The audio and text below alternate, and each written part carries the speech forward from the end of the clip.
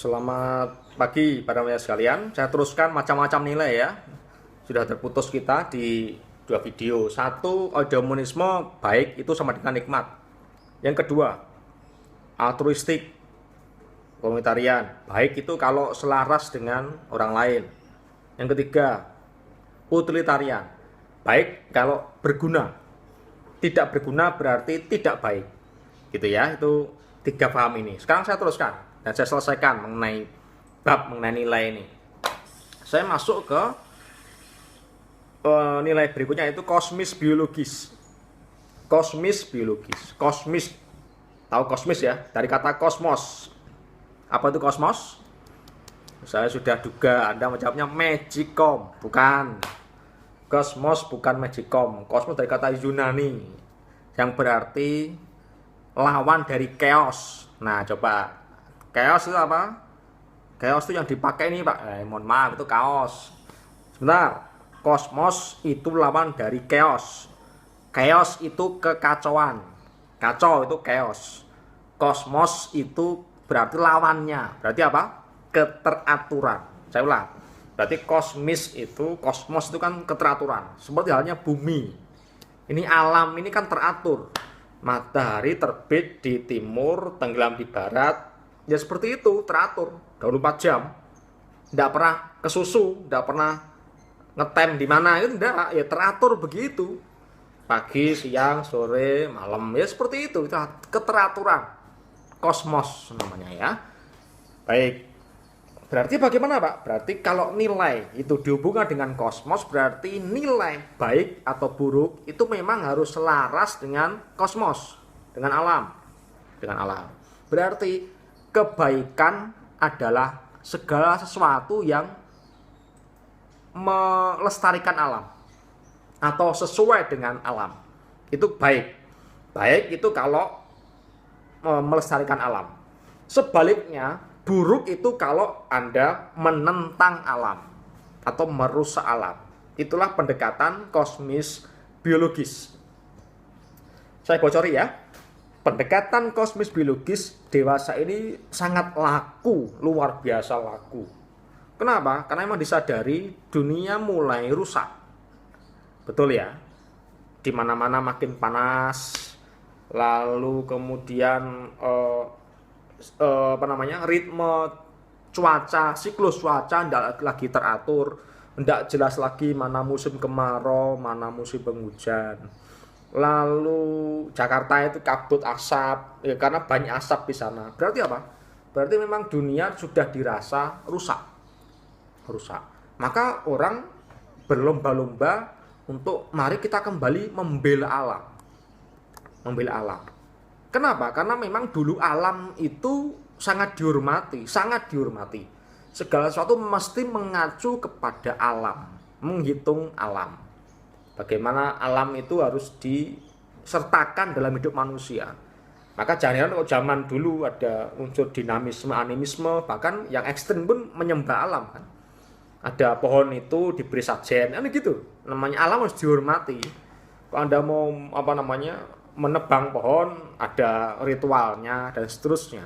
Kenapa? Karena alam itu suci, maka Anda harus menghargai, sakral. Jangan kemudian Anda merusak alam. Sekarang sebaliknya, alam tidak lagi sakral. Semuanya dieksploitasi dengan luar biasa lalu rusak. Ini sharing ya. Saya beruntung beberapa kali sempat ke Kalimantan. Dulu Kalimantan dianggap sebagai paru-paru dunia. Kenapa? Karena hutannya banyak, hutan tropisnya banyak, lebat sekali. Sekarang harus saya katakan banyak yang juga cerita sama saya, para penduduk asli dari sana sudah tidak ada lagi hutan. Kenapa? Ya berganti dengan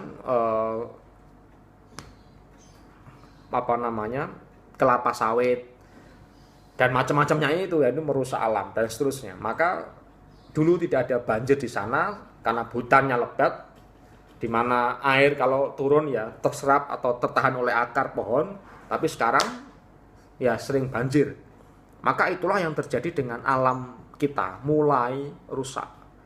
Maka jangan heran ada banyak sekali organisasi pencinta alam. Mohon maaf, alam dimengerti dengan baik ya, bukan alam penyanyi dangdut itu ya. Ini alam semesta ini, alam semesta. Jadi sekalian, alam mulai rusak maka muncullah pencinta-pencinta alam. Misalnya kelompok-kelompok WWF, WWF. Pernah dengar ya itu ya, yang lambangnya panda. Panda hitam putih ya, bukan panda hijau, bis restu, bukan itu ya. Panda hitam putih, WWF. Lalu juga ada organisasi Greenpeace, lambangnya seperti Mercy. Bundaran Mercy, mobil Mercy. Greenpeace, pencinta alam juga, dan seterusnya. Apa yang mereka bela? Mereka membela betul supaya alam ini kembali seperti dulu. Maka kemudian kita harus mengerti, iya ya, kalau kemudian kita tidak membela alam, tidak menghormati alam, alam akan membalasnya ke kita. Maka jangan heran kalau Anda merusak hutan dibabat habis, apa yang terjadi? Ya kita menerima akibatnya, alam marah, banjir, sudah. Itu sudah rumus. Kenapa? Ya pohonnya Anda tebang. Lagi yang kedua, kalau Anda membuang sampah dengan dengan semaunya sendiri, ya sudah, kayaknya kacau hidup hidup alam itu. Misalnya Anda buang sampah ke selokan, ke sungai dan seterusnya. Coba cek kemarin banjir Jakarta ini. Ketika banjir besar, itu ternyata di pintu air Manggarai, mohon maaf, bukan hanya sampah plastik, tapi di sana ada, mohon maaf ya, ada kursi, ada sofa, ada spring bed, kulkas masuk sungai, mengira bahwa sungai itu tempat sampah, gitu loh. Maka yang terjadi apa? Ya tersumbat, air tidak bisa mengalir. Apa terjadi? Ya banjir. Maka mari kita kembali menghormati alam. Begitu kira-kira ya. Jadi baik itu kalau Anda membela alam, jahat itu kalau Anda merusak alam. Karena hidup dunia itu begitu. Sekarang yang terakhir, saudara sekalian, nilai yang terakhir adalah libertarian. Dari kata liber. Nah, dengar ya, liberty, kebebasan, betul. Jadi libertarian itu berpendapat bahwa nilai baik buruk bukan kepada soal enak, bukan kepada soal hidup menghitung orang lain, bergantung pada orang lain, bukan berguna, bukan alam tadi, bukan, tapi kepada libertasmu itu loh. Manusia bisa dikatakan baik, bisa dikatakan jahat, itu kalau menyertakan libertas itu, menyertakan kebebasan. Gitu loh. Jadi hidup itu baik, itu kalau dengan bebas Anda isi dengan kebaikan. Kalau Anda mengisi kebebasan dengan kejahatan, artinya Anda berbuat jahat dengan bebas, itu yang muncul akan kerusakan di mana-mana dan terjadi adalah kejahatan besar. Karena Anda menghimpun nilai keburukan. Maka yang terjadi adalah, saya mau mengusulkan, maka kita harus mengerti ini dengan baik supaya kebebasan itu kita gunakan untuk berbuat baik. Kenapa? Karena pada hakikatnya manusia itu adalah kebebasan itu sendiri. Itu seperti kata Sartre, Jean-Paul Sartre, orang Prancis, dia mengatakan bahwa hidup manusia adalah kebebasan itu sendiri. Itu loh. Anda orang bebas. Pertanyaannya, Anda isi kebebasan dengan apa? Anda bekerja bebas, tapi bekerja Anda isi dengan apa?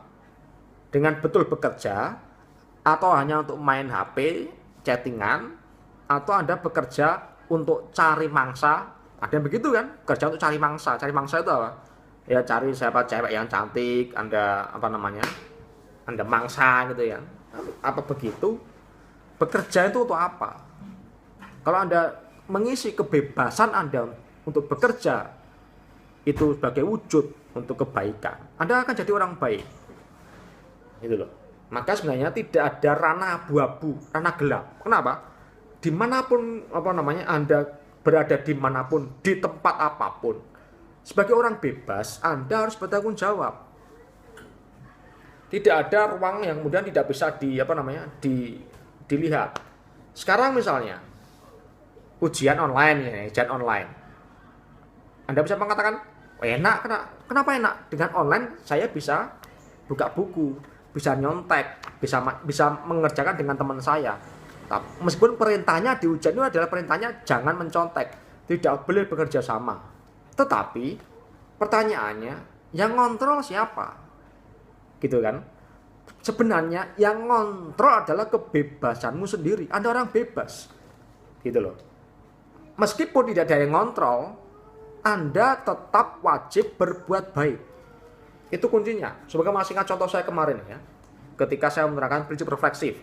Dimanapun tempatnya, kita terikat oleh kewajiban untuk berbuat baik. Maka tidak ada sebenarnya tempat bagi kita atau ruang bagi kita untuk berbuat jahat. Di kamar pun, meskipun sendirian, tidak ada siapa-siapa, Anda orang bebas di situ kan. Tetapi tolong diisi kebebasanmu untuk berbuat baik.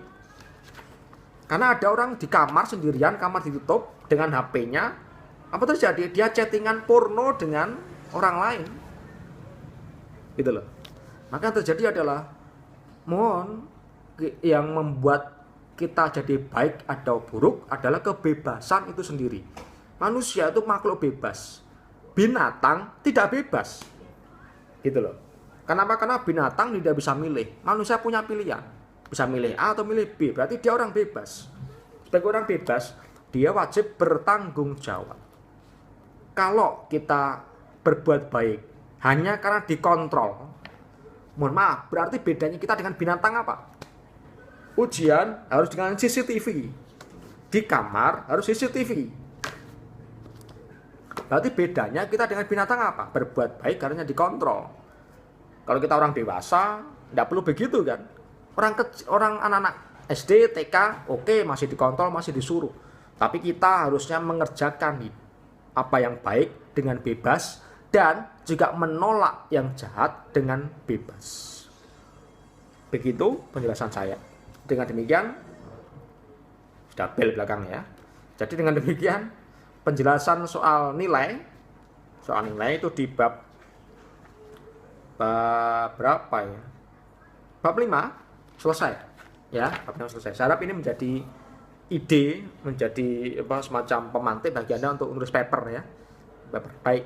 Oke, terima kasih. Kita akan bertemu di bab berikutnya. Tetap sehat. Selamat pagi.